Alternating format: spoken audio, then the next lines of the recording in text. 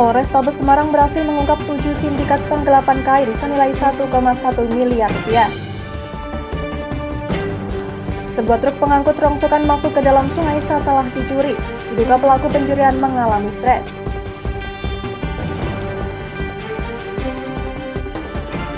Seorang jemaah haji asal Pucak Wangi Pati meninggal dunia di Arab Saudi karena mengidap penyakit jantung.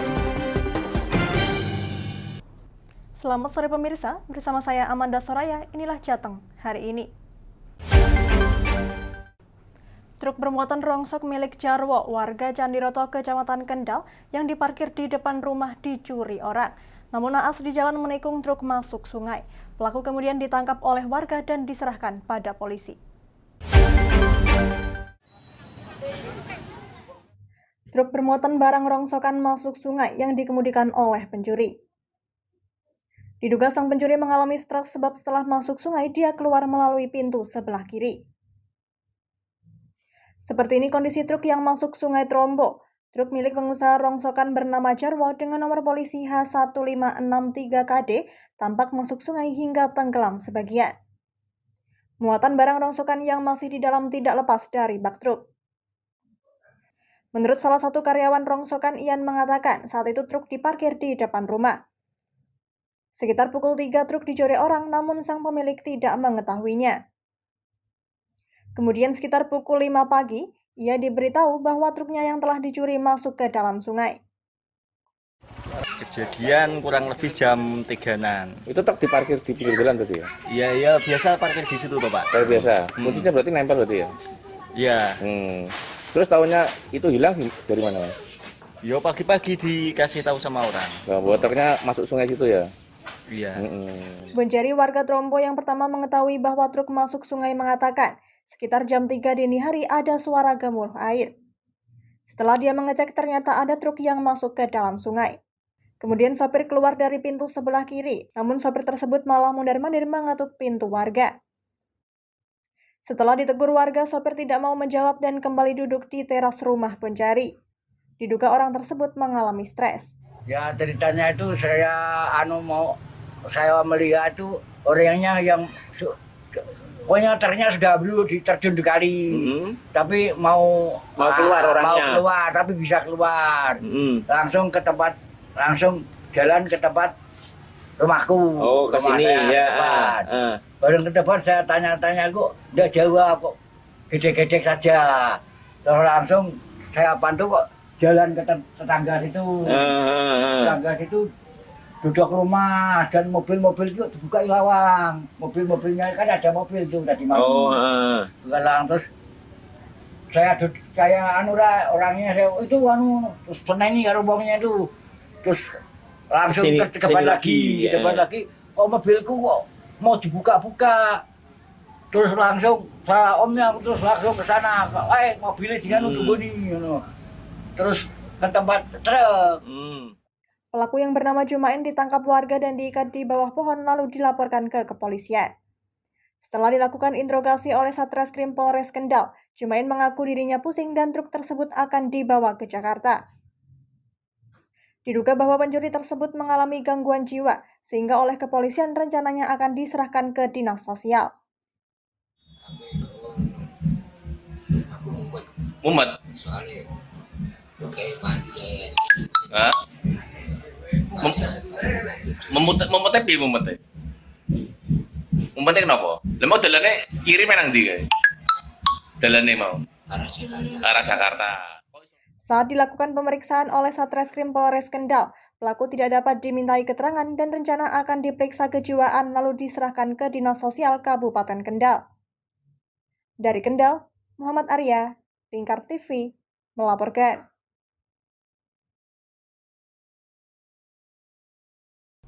Sebanyak 7 pelaku sindikat penggelapan kain senilai 1,1 miliar rupiah berhasil diringkus aparat Polrestabes Semarang. Dalam aksinya, pelaku berpura-pura menyediakan jasa ekspedisi pengiriman kepada korban, namun di tengah jalan barang tersebut dijual oleh pelaku.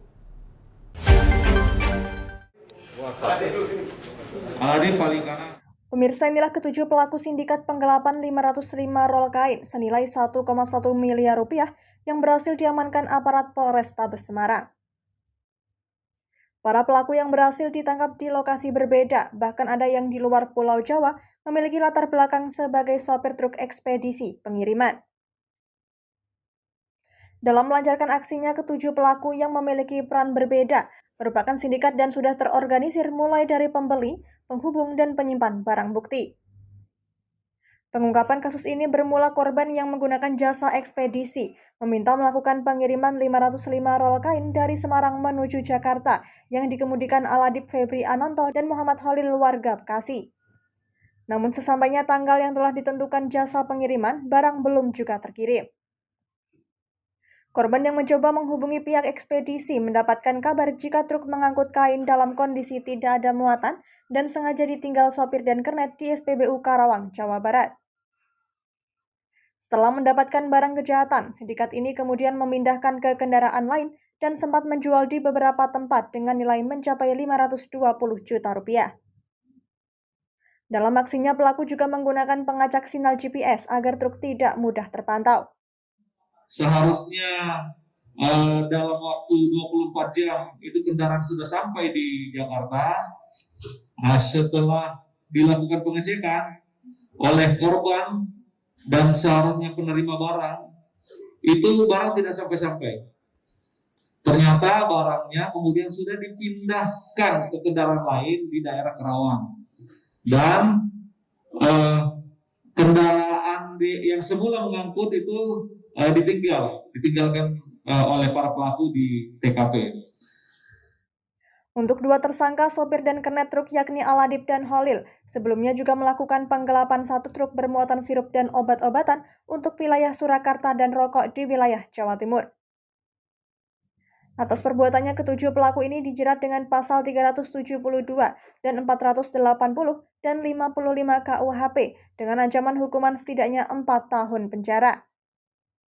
Dari Semarang, Henufan, Lingkar TV, melaporkan. Kami masih akan kembali pemirsa, tetap bersama kami di Jateng hari ini.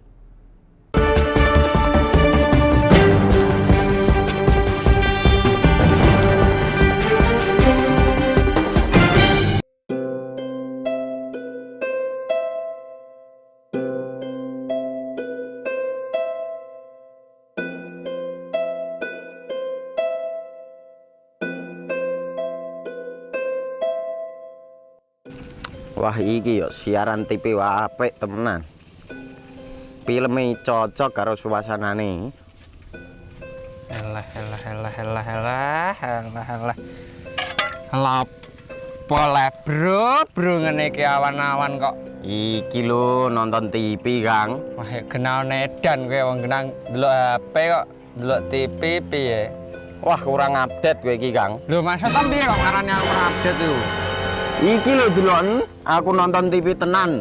Apa kira nonton HP? Wong delok HP ngono kenal nedan apa iki. Iki lho delok siarane. Lho, kok iso ya?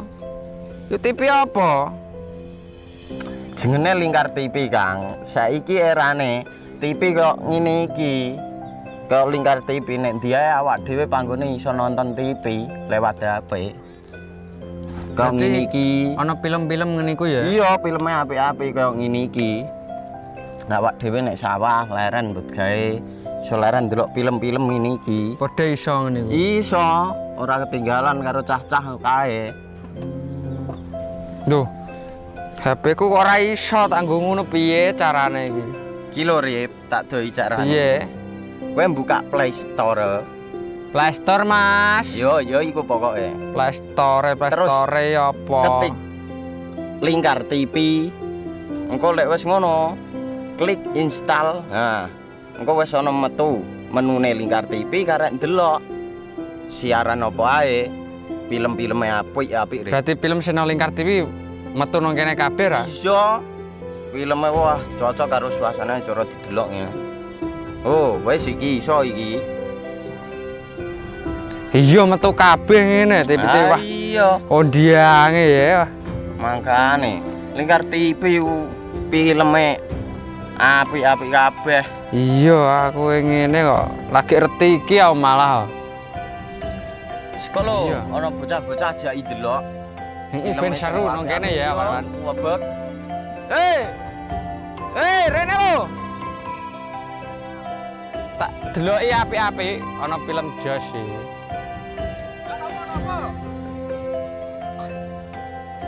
Rene. Oh iki lho tak deloki film nang Lingkar TV. Api ya bentuke ya. Solutif dan terpercaya. Tonton siaran Lingkar TV melalui aplikasi Lingkar TV di Play Store. Dengan cara ketik Lingkar TV di pencarian Play Store, kemudian tekan install. Mudah bukan? Nikmati tayangan-tayangan menarik dari Lingkar TV kapanpun dan dimanapun Anda berada. Tinggal tekan menu Lingkar TV di HP Anda dan selamat menonton!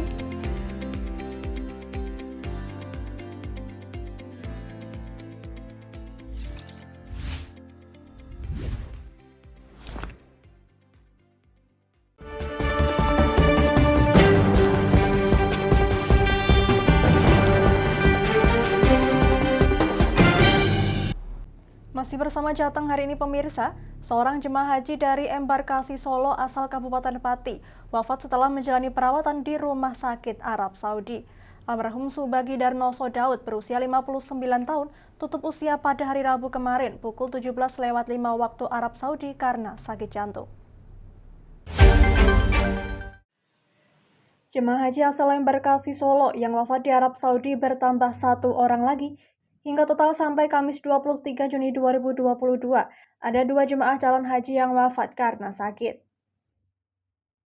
PPIH Embarkasi Solo mengkonfirmasi jemaah calon haji yang terakhir meninggal dunia atas nama Subagi Darnoso Daud berusia 59 tahun. Almarhum Subagi tutup usia pada Rabu 22 Juni 2022 pukul 17.05 waktu Arab Saudi. Almarhum Subagi yang berasal dari Pucak Wangi, Kabupaten Pati, Jawa Tengah itu meninggal dunia setelah mendapat perawatan medis karena sakit kardiovaskular disease atau penyakit jantung di Rumah Sakit Arab Saudi Mekah. Jemaah haji kloter 2 embarkasi Solo itu pun dimakamkan di Sarai, Mekah. Sebelumnya jemaah haji asal Sragen bernama Purnomo Sukaryo Sastro kloter 15 juga wafat di Arab Saudi karena penyakit jantung. Sehingga jemaah haji asal embarkasi Solo yang meninggal dunia berjumlah 2 orang jemaah. Sementara berdasarkan data dari PPIH embarkasi Solo, saat ini juga terdapat 6 jemaah yang dirawat di Rumah Sakit Arab Saudi, 5 jemaah dari Jawa Tengah dan 1 jemaah dari Yogyakarta. Untuk terkait jamaah yang wafat, embarkasi Solo ada penambahan 1 jemaah wafat, yaitu dari kloter 2 atas nama Subagi Darnoso Daud, usia 59 tahun, dan tanggal wafatnya 22 Juni 2022 pada jam 17.05 waktu Arab Saudi. Penyebab wafat kardiovaskular disease dan meninggal di Rumah Sakit Arab Saudi dan dimakamkan di Sarai, Mekah. Hingga Kamis 23 Juni 2022, total jemaah calon haji dari embarkasi Solo yang diberangkatkan ke Tanah Suci sebanyak 28 kloter dengan jumlah 10.035 orang dan total jemaah yang tiba di Tanah Suci sebanyak 27 kloter dengan jumlah 9.677 orang. Dari Boyolali, Taufik Irvani, Lingkar TV, melaporkan.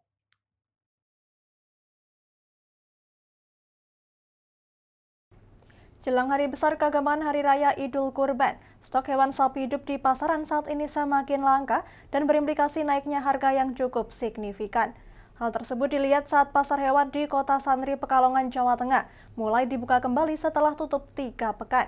Sebagai antisipasi penyakit PMK, petugas langsung semprot cairan-cairan desinfektan dan intens periksa kesehatan.